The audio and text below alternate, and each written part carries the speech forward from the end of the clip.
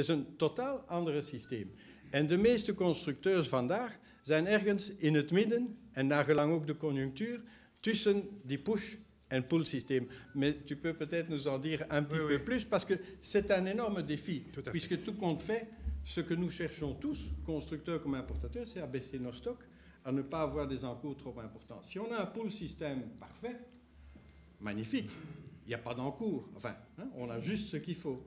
Hein, tout est en just-in-time. Mais ça, c'est le rêve, la réalité. Voilà. Et je crois que la façon dont je peux répondre à ce défi, c'est peut-être un peu vous expliquer ce qui s'est passé en 2008, 2009, 2010. Parce qu'au fond, sur 22 ans d'automobile, je me suis trompé 4 fois dans mes budgets. Une fois en 2003, là, on s'attendait à une reprise automobile plus importante après les Twin Towers, et ça a duré 1 an de plus, donc là, on s'est trompé. Et là, les usines, avec leur système de devoir remplir les usines, nous ont effectivement déversé des voitures, on en avait du stock jusque-là. Mais on a relativement vite résolu ça parce que le marché a quand même repris en 2004. On s'est gouré? Non, on ne s'est pas gouré en 2008. C'est assez étonnant. Pourquoi est-ce qu'on ne s'est pas gouré en 2008? Alors là, je dirais tout simplement, il faut l'info aussi, hein, c'est du pur pot, c'est de la veine. On avait pressenti en 2007 déjà un ralentissement des demandes. Il y avait quand même un retour conjoncturel qui s'amorçait. Et je n'ai pas encore la réponse, mais le premier trimestre de 2008 a été un boom extraordinaire. Rappelle-toi, ça a été le meilleur salon de notre vie. Nous n'avions pas commandé beaucoup de voitures parce qu'on s'attendait, disons, à une diminution. Et donc, tout d'un coup, on s'est retrouvé en manque de voitures et on a commandé pour essayer de rattraper ce retard. Les usines, avec leur retard de production, etc., ont commencé à nous livrer toutes ces belles quantités au mois de juin, juillet, avant les vacances. Et puis, août, septembre, catastrophe, la grande crise, Fortisgate, etc. On s'est retrouvé avec 26 000 voitures, qui, comme tu disais, on ne se les met pas sur les tartines. 26 000 voitures en stock. Il y en avait qui étaient vendues, mais quand même une grosse partie non vendue. 26 000 voitures multipliées par 23 000 € de prix moyen. Vous voyez ce que ça peut faire lorsque les banques, en plus, étaient quasi en faillite et ne savaient plus nous donner quoi que ce soit comme crédit. Donc là, nous avons vraiment, je dirais, dû jouer terriblement fort. Je vous expliquerai ce qu'on a fait pour passer cette grande crise. Mais là, on ne s'est pas trompé sur les quantités totales de 2008. Pourquoi? Parce qu'à la fin de compte, comme on avait prévu moins, qu'on a reçu plus et qu'on a quand même, disons, liquidé notre stock à une allure grand V, on a fini par faire notre budget quand même en 2008. En 2009, je me suis trompé aussi. On avait, disons, prévu, en 2009, on avait pris une grande résolution. Le budget de septembre 2008 qui servait à 2009, dans le bac, peu de budget. Tout simplement, on a dit, messieurs, nous allons travailler pendant 1 an, enfin pendant le temps qu'il faut, sans budget, avec des tout autres objectifs que je vous expliquerai. Donc, on ne s'est pas trompé en 2009, mais on s'est dit, tiens, la fourchette du marché, ce sera entre moins 30 et moins 10. On ne peut pas trop se tromper quand on a une fourchette aussi grande. Et in fine, le marché a été à moins 10. Et alors en 2010, une fois de plus, je dirais, je me suis trompé, c'est qu'effectivement, on croyait, disons, garder un marché relativement égal à 2009. Et là, je dirais que bon, les primes gouvernementales, elles sont toujours là, parce que le gouvernement, parce qu'il est bon, et qui continue à faire ce qu'il faut. Et donc, ça nous aide terriblement. Et donc, le marché est beaucoup plus fort que ce que nous croyons. Et nous sommes actuellement dans le sens, je dirais l'inverse, et je m'en excuse publiquement devant toute personne qui veut acheter une Audi ou même des Volkswagen. On a vraiment trop peu de voitures. Et c'est un gros problème, j'avoue, parce que on a des vendeurs qui commencent un peu à être déconnectés, à être un peu agressifs en disant, vous savez, on n'a plus besoin de vendre, ça c'est très dangereux. Donc on travaille vraiment à ce sujet-là, mais les usines ne savent plus nous livrer. La Chine est en train d'exploser, donc je dirais qu'un ralentissement de la conjoncture générale, quelque part pour D'Ieteren, me ferait plaisir. Donc voilà, ça c'est un exemple, je dirais, c'est un exemple que je donne.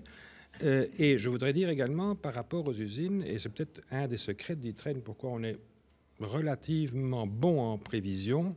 Et je crois que tu sens ça parfois quand on a nos réunions à la FEBIAC avec les différentes marques. Je suis indépendant. Nous sommes indépendants. nous disons à l'usine. Quand l'usine nous dit, bah, écoutez, voilà, nous avons 400 voitures de trop, vous les prenez, il y a les Français, les Anglais, les Allemands qui disent, jawohl, on va vous les prendre.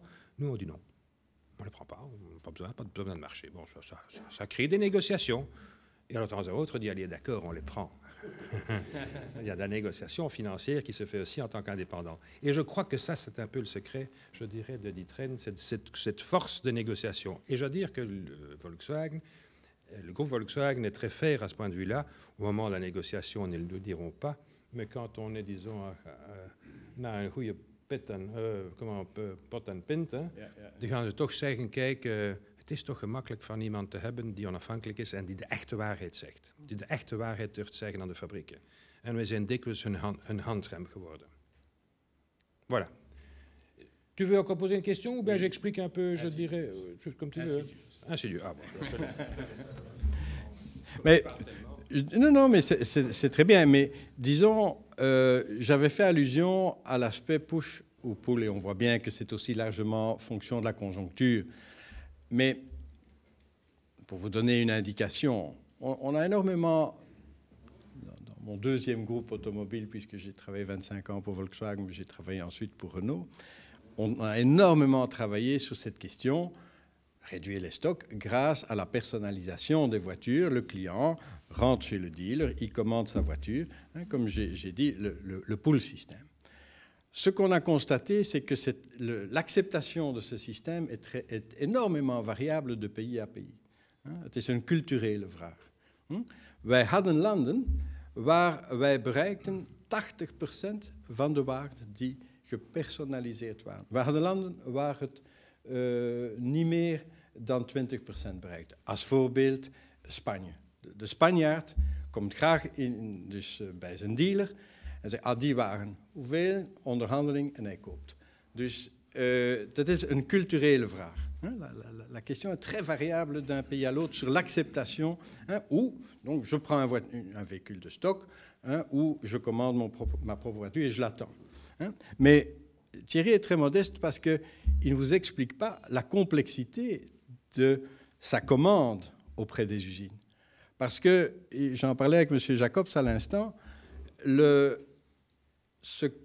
ne sais pas si vous le percevez bien, mais c'est l'immense complexité des produits automobiles aujourd'hui. C'est-à-dire on peut faire quelques millions de Golf différentes.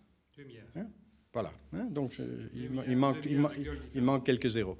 Non, la diversité est fabuleuse. Et donc, pour celui qui doit faire la planification et dire « je vais commander telle quantité de ceci », pour être clair, autant de toits ouvrants. Et on veut parler aujourd'hui ensemble aussi de vision. Regardez, le prix de l'essence en Belgique, pour des raisons qui étaient planifiées, est en train de rejoindre celui du diesel. Aujourd'hui, la Belgique est terriblement dieselisée, plus de 70%. Et donc, la question, c'est vraiment, qu'est-ce que je dois commander dans les 2, 3, 4, 5 années à venir? Est-ce que, comme les véhicules essence sont plus performants en consommation également, est-ce qu'on va avoir une inversion du mix? Donc, dans la prévision des commandes et dans les futures réservations aux usines, c'est un problème extraordinairement important. Ik moet u niet spreken over de visie. En we zouden graag de visie van Thierry willen horen. Niet zijn telefoon, maar zijn visie. Het is mijn echtgenoot. Ja. Zij heeft de reële visie. Natuurlijk, we gaan straks nog een paar commentaar daarover geven. Wat met de hybride, wat met de elektrische wagens. Men zegt in 2020, ja, tussen 3 en 10% van de wagens die besteld zullen worden in 2020, dus zullen elektrische wagens zijn. Maar het is een enorm verschil. 3% op Europees niveau, het is 500.000 wagens. 10%, het is 1,5 miljoen. Dat is helemaal niet hetzelfde. Dus opnieuw, voor de constructeur, hij moet zijn capaciteiten moeten kunnen plannen. Et donc, la question fondamentale, c'est qu'est-ce que tu donnes à ton constructeur, à tes 10 marques, dans cette immense complexité du mix. parce qu'eux, ils veulent savoir est-ce que je vais faire des voitures avec boîte automatique ou parce qu'il faut planifier la capacité de toutes ces usines. J'ai été de ce côté-là de la barrière, je sais combien c'est complexe, mais on a besoin de l'input de ceux qui vont vendre les voitures. Et donc, comment est-ce que tu adresses cette complexité ?